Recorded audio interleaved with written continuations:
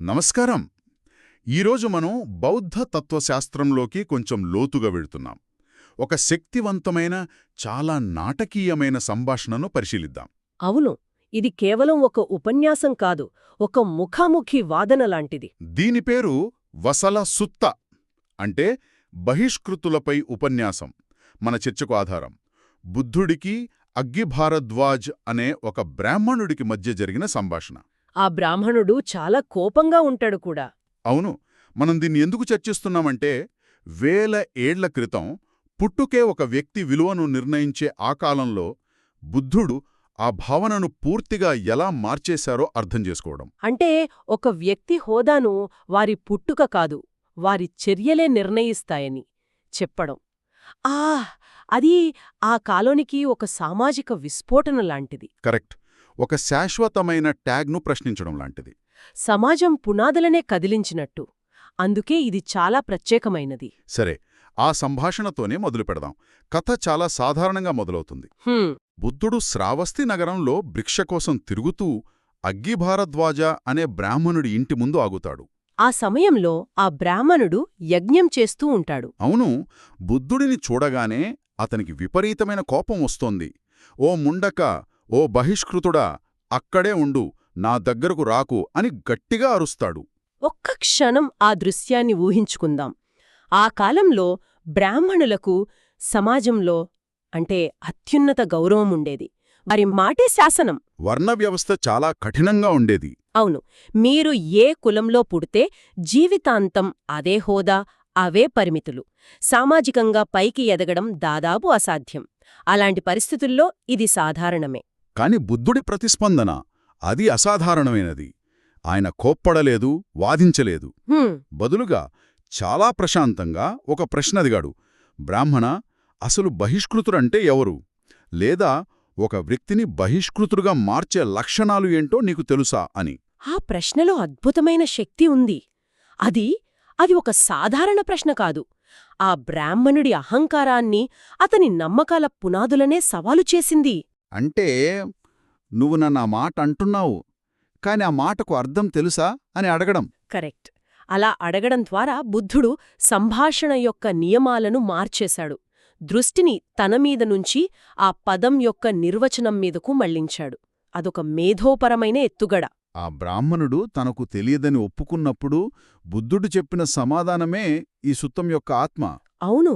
అదేంటంటే, పుట్టుకతో ఎవరూ బహిష్కృతులు కారు, పుట్టుకతో ఎవరూ బ్రాహ్మణులు కారు. కర్మ ద్వారా, అంటే చర్య ద్వారా ఒకరు బహిష్కృతులవుతారు, కర్మ ద్వారా ఒకరు బ్రాహ్మణులవుతారు. ఈ ఒక్క వాక్యం ఆనాటి సామాజిక వ్యవస్థపై వేసిన ఒక బాంబు లాంటిది. ఖచ్చితంగా ఇది బాధ్యతను పూర్తిగా వ్యక్తి చేతుల్లో పెడుతుంది. ఇప్పటివరకు నా ఆలోచన ఏంటంటే, నేను బ్రాహ్మణుణ్ణి ఎందుకంటే మా నాన్న బ్రాహ్మణుడు అని.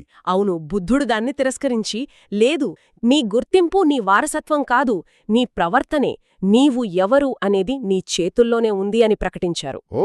అంటే ఉన్నత కులంలో పుట్టిన వ్యక్తి క్రూరంగా ప్రవర్తిస్తే అతను తన చర్యల వల్ల బహిష్కృతుడే.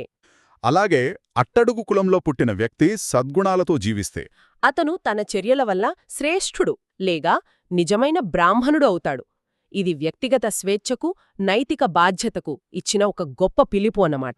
సరే, అయితే బుద్ధుడు చెప్పిన ఆ బహిష్కృతుని లక్షణాలేమిటి?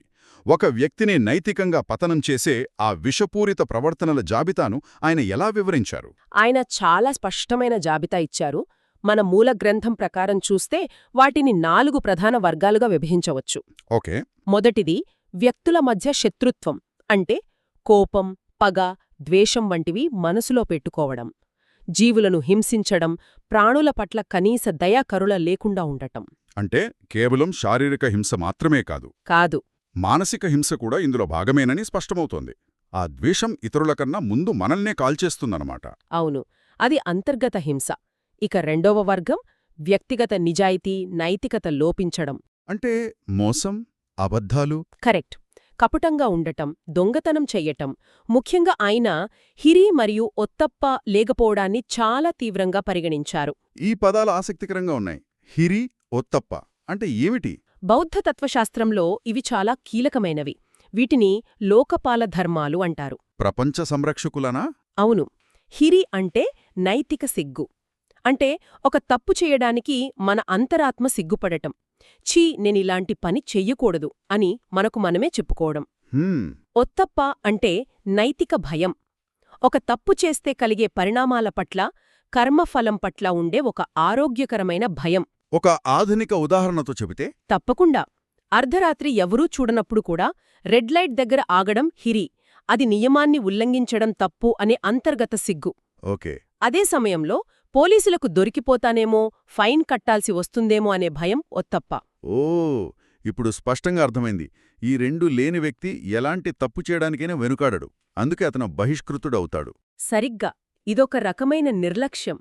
సమాజం గురించి, పరిణామాల గురించి ఏమాత్రం భయం లేకపోవడం. చాలా ప్రమాదకరమైన ఆలోచనా విధానమిది.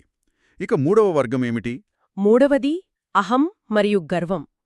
ఇది చాలా లోతైనది. అంటే తనను తాను గొప్పగా పొగుడుకుంటూ, అదే సమయంలో ఇతరులను కించపరచటం.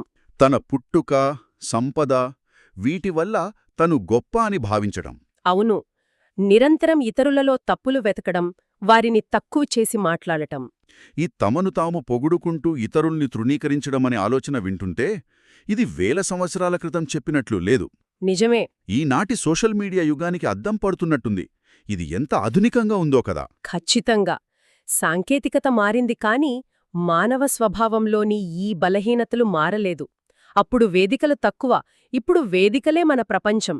అంటే బుద్ధుడు చెప్పిన ఈ బహిష్కృతుని లక్షణాలు మన చేతిలో ఉన్న ఫోన్లోనే నిరంతరం మనల్ని పరీక్షిస్తున్నాయన్నమాట. ఆ లైక్ల కోసం, ఫాలోవర్ల కోసం ఇతరులను ట్రోల్ చేయడం అన్నీ ఇందులోకే వస్తాయి. సరిగ్గా సరిపోతుంది.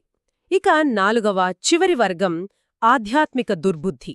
అంటే ఇందులో జ్ఞానమార్గాన్ని అగౌరవపరచడం. అంటే బుద్ధుణ్ణి గాని, ఆయన బోధనలను అనుసరించే భిక్షువులను గాని దూషించడం. అలాగే పిసినారితనం, లోభం, చెడు కోరికలు. అవును, సహాయం కోసం వచ్చిన వారికి ముఖం చాటేయడం. జ్ఞానాన్ని, నైతికతను గౌరవించని వ్యక్తి కూడా పతనమవుతాడని ఆయన హెచ్చరించారు. ఈ మొత్తం విశ్లేషణలో బుద్ధుడు కేవలం బహిష్కృతుడిని నిర్వచించడంతో ఆగిపోలేదు. ఆ నాణేనికి రెండో వైపు కూడా చూపించారు.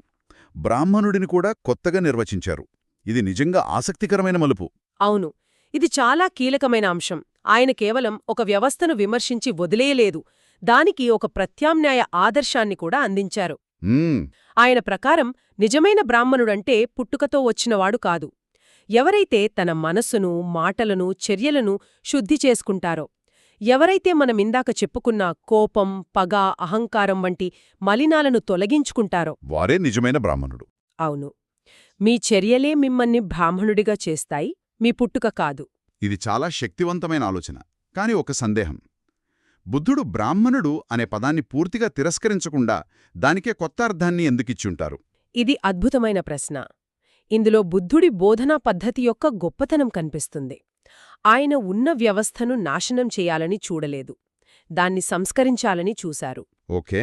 బ్రాహ్మణుడు అనేది ఆనాటి సమాజంలో అత్యున్నత నైతిక, ఆధ్యాత్మిక ఆదర్శానికి ప్రతీక. ఆ పదాన్ని తిరస్కరిస్తే ఆ ఆదర్శాన్నే తిరస్కరించినట్లు అయ్యేది. దానికి బదులుగా ఆయన ఆ పదాన్ని స్వీకరించి అవును, స్వీకరించి మీరు చెప్పే ఆదర్శం గొప్పదే, కాని దానికి అర్హత పుట్టుకతో రాదు, సాధనతో వస్తుంది. ఆ ఉన్నత స్థాయిని ఎవరైనా అడేయవచ్చు అని చెప్పారు. అంటే ఒక తెలివైన వ్యూహంతో ఉన్నత వర్గాల వారు తమకే సొంతమనుకున్న ఒక పదాన్ని తీసుకుని దాన్ని ప్రజాస్వామ్యీకరించారన్నమాట. సరిగ్గా అదే.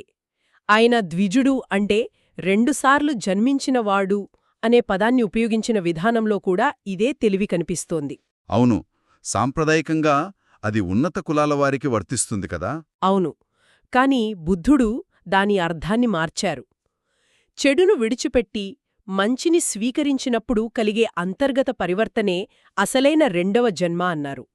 ఈ ఆధ్యాత్మిక పునర్జన్మ ఏ కులానికో, మతానికో పరిమితం కాదు, అది మానవులందరికీ సాధ్యమేనని ఆయన స్పష్టం చేశారు. అయితే ఇదంతటి అర్థమేంటి? వేల సంవత్సరాల క్రితం జరిగిన ఈ సంభాషణ నుండి నేటి శ్రోతలు ఏమి గ్రహించాలి? దీని ప్రాముఖ్యత అపారమైనది. ఈ సుత్తం మానవ గౌరవానికి సంబంధించిన ఒక పురాతన హక్కుల పత్రం లాంటిది. ఇది చాలా స్పష్టంగా చెబుతోంది, ఏ వ్యక్తి విలువను వారి పుట్టుక, జాతి, లింగం లేదా కుటుంబ నేపథ్యం నిర్ణయించదు. మన చర్యలే మన విలువను నిర్దేశిస్తాయి. ఇది విప్లవాత్మకమైనదే. కానీ ఇక్కడొక వాస్తవికమైన ప్రశ్న. ఒక వ్యక్తి పెరిగిన వాతావరణం, వారి కులం, వారికి లభించిన అవకాశాలు ఇవి వారి చర్యలను ప్రభావితం చెయ్యవా? ఉన్నత కుటుంబంలో పుట్టిన వ్యక్తికి మంచి పనులు చేయడానికి ఎక్కువ అవకాశాలు ఉండొచ్చు కదా? ఇది చాలా ముఖ్యమైన ప్రశ్న. పర్యావరణం ప్రభావాన్ని బౌద్ధం ఖచ్చితంగా గుర్తిస్తుంది. కొన్ని పరిస్థితులు నైతిక జీవితానికి అనుకూలంగా, మరికొన్ని ప్రతికూలంగా ఉండవచ్చని అంగీకరిస్తుంది. అయితే చివరికి ఎంపిక చేసుకునే స్వేచ్ఛ వ్యక్తిదేనని నొక్కి చెబుతుంది. పరిస్థితులు ఎంత కఠినంగా ఉన్నా ఒక క్షణం ఆగి కోపానికి బదులుగా శాంతాన్ని, ద్వేషానికి బదులుగా కరుణను ఎంచుకునే అవకాశం ఎప్పుడూ ఉంటుంది. ఆ ఒక్క క్షణం యొక్క ఎంపిక అదే కర్మను నిర్దేశిస్తుంది. ఇది సులభం కాకపోవచ్చు, కానీ అసాధ్యం కాదు. బాధ్యత ఎప్పుడూ వ్యక్తిదే. మన ప్రారంభ స్థానం మన నియంత్రణలో ఉండకపోవచ్చు, కానీ మనం పయనించే దిశ మన చేతుల్లోనే ఉంటుంది. అంటే మన గుర్తింపనేది ఒక రాయి మీద చెక్కిన శాసనంలా స్థిరమైనది కాదు, అది నిరంతరం ప్రవహించే నదిలాంటిదన్నమాట. దిద్దుకునే ఒక ప్రక్రియ. ఏ ఒక్కరూ శాశ్వతంగా బహిష్కృతులు కారు. ఎందుకంటే వారు తమ చర్యలను మార్చుకోవచ్చు. అవును, ఏ క్షణంలోనైనా ఉన్నతులు కాగలరు. అలాగే ఏ ఒక్కరూ తమ ఉన్నతమైన పుట్టుకను చూసుకుని గర్వపడటానికి వీలులేదు. ఎందుకంటే ఒక్క చెడు చర్య వారిని పతనం చేయగలదు. ఇది మనకు గొప్ప స్వేచ్ఛను, అంతే గొప్ప బాధ్యతను అప్పగిస్తుంది. అద్భుతంగా చెప్పారు. ముగింపుగా చెప్పాలంటే వసలసుత్త యొక్క విప్లవాత్మక సందేశం ఒకటే. ఒక వ్యక్తిని నిర్వచించేది వారి వారసత్వం కాదు, వారి నైతిక ప్రవర్తన. సరిగ్గా. మనం ఎక్కడ నుండి వచ్చామన్న దానికంటే మనం ఏ మార్గంలో నడుస్తున్నామన్నదే ముఖ్యం. నిజమే. శ్రోతలకు ఒక ఆలోచనాత్మకమైన ప్రశ్నతో ఈ చర్చను ముగిద్దాం. ఈ సుత్తం ఏంటంటే కోపం, మోసం, అహంకారం వంటి ప్రతికూల చర్యల ద్వారా బహిష్కృతుడిని చాలా వివరంగా నిర్వచించింది. ఇది ఒక ముఖ్యమైన ప్రశ్నను మన ముందు ఉంచుతుంది. ఈ తత్వశాస్త్రం ప్రకారం ఏ సానుకూల చర్యలు ఒక శ్రేష్ఠుడైన వ్యక్తిని చురుకుగా నిర్వచిస్తాయి? మనం ఏమి కాకూడదో ఈ సూత్రం స్పష్టంగా చెబుతుంది. కాని ఇది పరోక్షంగా మనం ఏమి కావడానికి ప్రయత్నించాలనే దానిపై లోతుగా ఆలోచించమని మనల్ని ప్రోత్సహిస్తుంది. కేవలం చెడు చేయకుండా ఉండటమే సరిపోతున్నా? లేక చురుకుగా కరుణ, దయ, నిజాయితీ, వినయం వంటి గుణాలను పెంపొందించుకోవాలా? అవును, ఆ నిర్మాణమే మన ముందున్న అసలైన సవాలు.